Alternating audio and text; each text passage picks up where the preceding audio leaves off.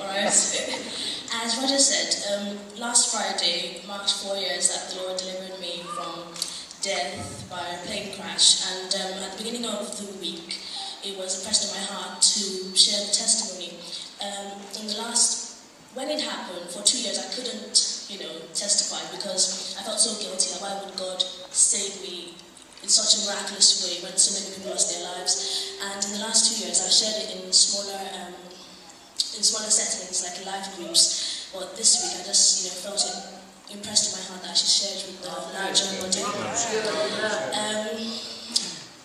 To put it in context, 10 years ago, my auntie, my mother's younger sister, went on a missionary journey to Madagascar, and the plane that she was in crashed into the Atlantic Ocean, and all the people on board died.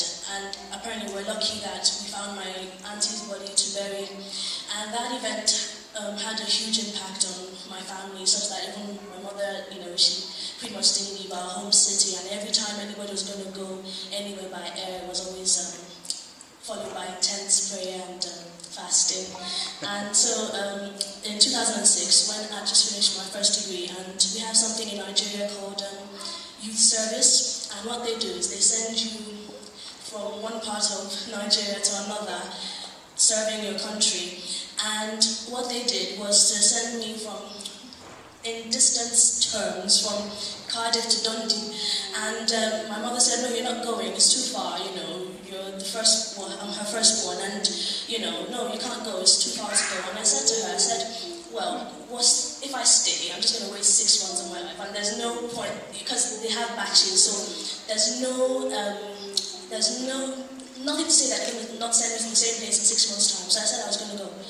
And she put me on her laps, and she said, Lord, this is my daughter, my firstborn, and I'm dedicating her to you, just as I've carried her on my laps now. When the year is over, I'm going to put her back on my laps and give you all the glory for preserving and protecting her life. And thus I went on my way. Where this place was, it was like an 18-hour road trip, or a 1.5-hour plane ride. So obviously I went by plane, and every time I would go home, I would go by air. Now, I was there for 9 months. Probably 9 of the most miserable months of my life, but I was there for 9 months. And as it was coming to the end of the time, it became, okay, what are you going to do after your service? And I wanted to do my master's. So I said, okay, I was going to go renew my passport, and so that I'll be ready to come abroad to do my master's. So I said, okay, I'll go on a Friday and come back on a Sunday. And because it's only 3 days, there's no point telling my mom, because she's going to, she's going to fret and everything. So I just go. After all people were doing it, they were going traveling all the time. Who was I to be any different? And so I left on the Friday, and when I used to travel, I used to like to sit in front of the plane, because as soon as the plane landed, I just wanted to be out, because I'm not the most patient person in the world. So on the Friday, I was sitting in front of the plane, and the Sunday, when it was time to come back, that morning I woke up, and in the house I was staying, I got woken up at 5:30 for some random reason, and I decided to have my quiet time, and I was reading my Bible, and the passage in our daily bread was James 4:13-17, and it says, who are you that you say, oh, today we're going to do this, tomorrow we're going to do that, and life is like a vapor? And I'm like, Lord, please, I'm traveling today, please don't let my life be like a vapor, And I prayed, So I was rushing to the airport because I thought I was going to be late, and the flight was supposed to be 9:47, but it was delayed by an hour because the plane was being refueled or something. So I never been to that city before, and I looked around the airport, and being a cool kid, I didn't want to ask for directions. So I looked around and I saw the people, because where I was going back to, the distance between people who have money and who don't is such, there's no middle class, so it's either you have money or you don't. So it was only people that had money therefore that were flying, and because I was serving in the airport, I pretty much knew most of the faces around me. So I said, whenever they get up to go, I'll just go with them, because obviously we're going to the same place. So I was sat there and I was reading my book, and there was somebody trying to talk to me, and I was just reading my book. And then I noticed that the guy was getting on the same plane as us, and this is important. But anyway, as we were getting on the plane, it was really, sunny. It was really, sunny. And then as we started getting on the plane, it started to rain, and not just any kind of normal rain, but a really, a torrential rain. And I remember thinking to myself that, oh, I wonder if the pilot can fly in this rain. But I said, oh, I'm sure they don't cancel flights every time it rains, otherwise nobody will get anywhere. So we got on the plane. Now, I was upset with the person who gave me the tickets, because she put me on a seat in the middle of the plane, and I wanted to sit in front, and there was no seats in front. So I was looking for my seat, and I saw that the guy that was trying to talk to me earlier was sitting near me, so I paused trying to look for another seat to sit, and I heard somebody call my full name, Esther Keman, and I was like, who knows me on this flight? And it was another girl called Esther who was serving with me, who wasn't, my best pal, but one of my friends had said, oh, be nice to everybody because you never know when you need people. And I went over to say hi to her, and normally just she was sat right at the back of the plane. Normally I just said hi to her and then gone back to my seat, but for some reason I sat beside her. And it was such an odd thing to happen, the nature of our friendship, that one of my friends called and says, oh, are you on the flight? I'm like, yeah. And I'm like, yeah, Esther sat beside me. And she didn't believe me. She called Esther to verify, because it was such an unusual occurrence. And then the flight took off. And, it started off as normal, and it was taking, it was going higher and higher. And then 15 minutes into the flight, the plane just dropped, and we were like, okay, it's turbulent. And we're like, alright, so we're a bit shaken, but, yeah. And then the guy got asked you again, and then the flight dropped. And then I started panicking, and then the plane started to shake as we're going through a really bad patch. And, it was 11 o'clock in the morning, but everywhere outside was dark. And by this time, the emergency lights had gone on, and Muslims had brought out their beads, Christians were shouting, Jesus, children were screaming, and the plane was shaking, and next thing I just heard a loud crash, and next thing, I was sat the same way I was sat on the plane, but in front of me was grass. The plane had crashed, and I was like, it was like a parallel universe. I was like, this is unreal, because I was strapped the same way I was sat, but just that there was grass in front of me.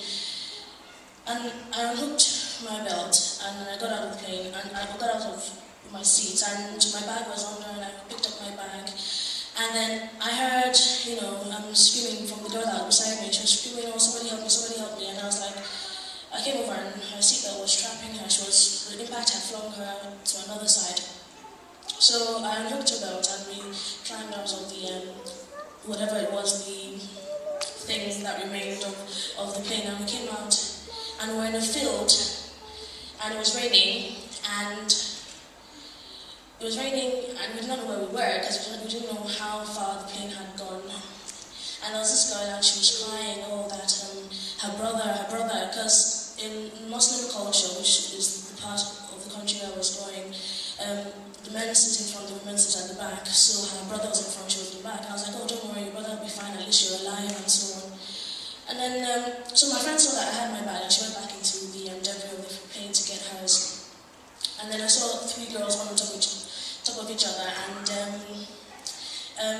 the one on top was strapping the remaining two, so they couldn't get out. And I unhooked, and the bone. Well, anyway, so the bones were broken in a way that I don't ever want to see again. But at least I said to her, because she was screaming, I was pulling her off. I said, at least you're alive.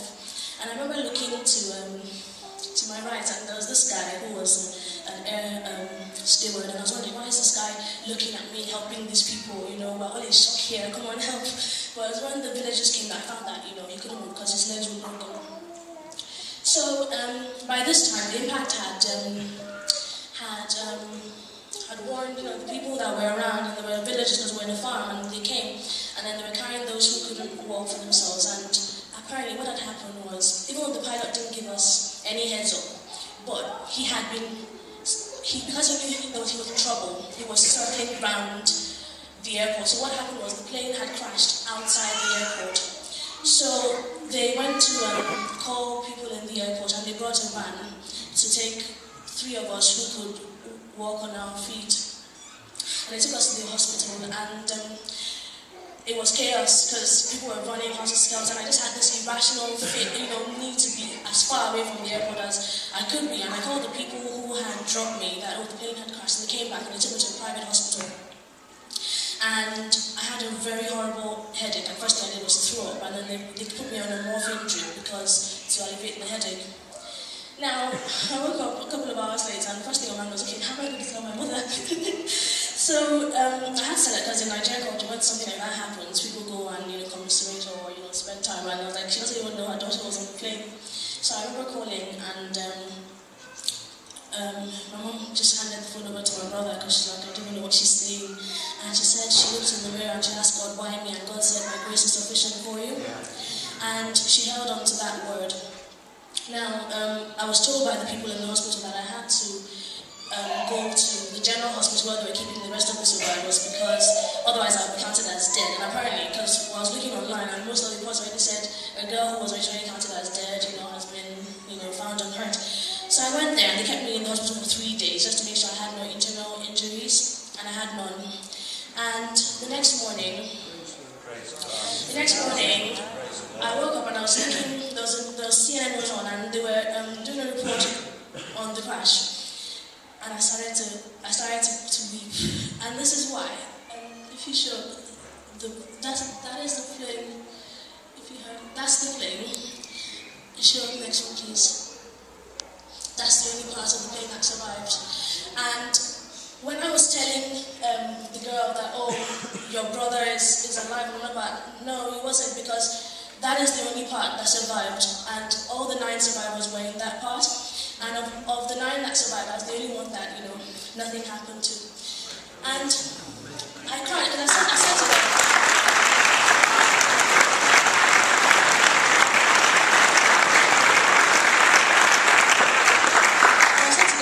I said, Lord, you're a good God, because if I had survived and I was paralyzed, my parents would have been overjoyed because at least I was alive. If I had survived and I had to have skin grafts, like 3 of the girls had to have, they spent months in the hospital because they were so badly burned. My parents still had been alive, still have been happy, but Lord, you saved me, and you saved me complete, you saved me whole, and you saved me in totality.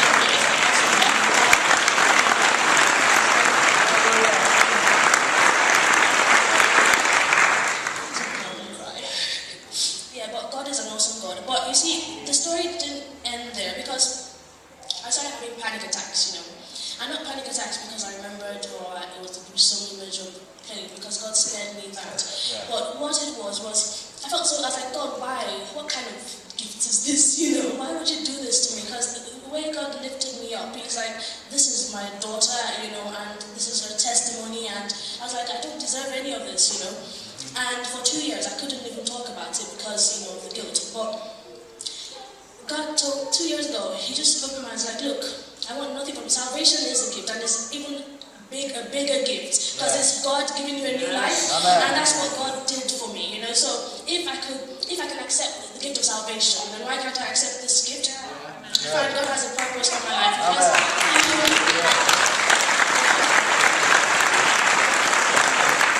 And it's just to say that, look, the parents here, and you pray for your children, you say, Lord, protect them. But even where your eyes can't go, God's protection goes. And if God has a plan for your life, it doesn't even matter because in that plane crash, 96 people died, 9 people survived, 1 person had no injury, and if God has to defy the laws of gravity for your sake, He will do it, because that is how good God is. And I don't know what His plan is for my life, but I've reached the point where I accept it, and even if it's just to tell this story over and over and over and over again, so you know how good God is. I will do it as long as God gives me a voice.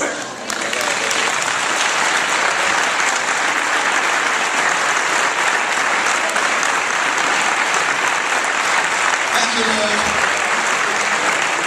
Thank you, Lord.